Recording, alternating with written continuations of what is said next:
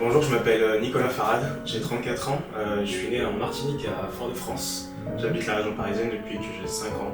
Je suis artiste peintre et je fais également des livres d'édition qui concernent la photographie, l'illustration et les carnets de route.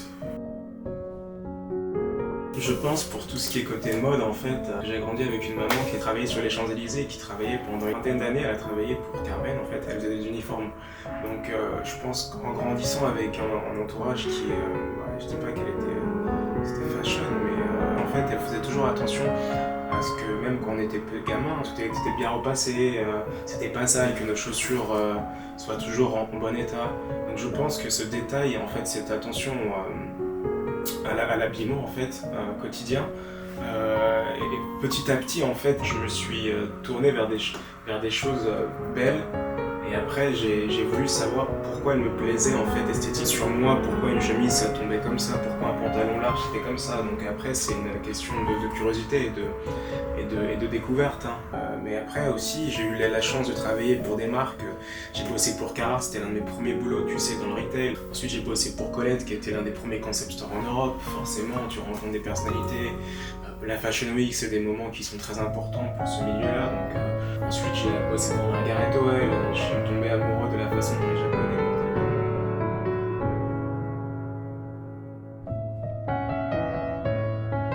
je sais plus si c'est dans les petites écoles, si j'avais commencé en CP et CE1 à avoir ce carnet bleu. Quand je le retournais, il y a plein de dessins, plein de personnages que je créais, mais tu sais, je pense que c'était juste de l'ennui. J'ai toujours eu besoin de combler l'ennui par quelque chose de vraiment tangible, donc la création, par le dessin, l'acte de dessiner, c'est je pense il n'y a pas plus satisfaisant parce qu'en fait tu te rends pas compte à l'époque de voir dessiner des choses juste par la pensée en fait, c'est un acte qui est juste ultra satisfaisant en fait. Après ça c'est du travail, c'est un processus de digestion qui vient avec le temps et avec des envies et des influences. Mais pour revenir à mon frère, donc oui j'ai grandi avec un grand frère qui était dans le dessin. En fait on a dessiné par le manga, on a commencé en fait notre attrait, enfin mon attrait pour l'Asie en tout cas il a commencé par le Japon, par le manga.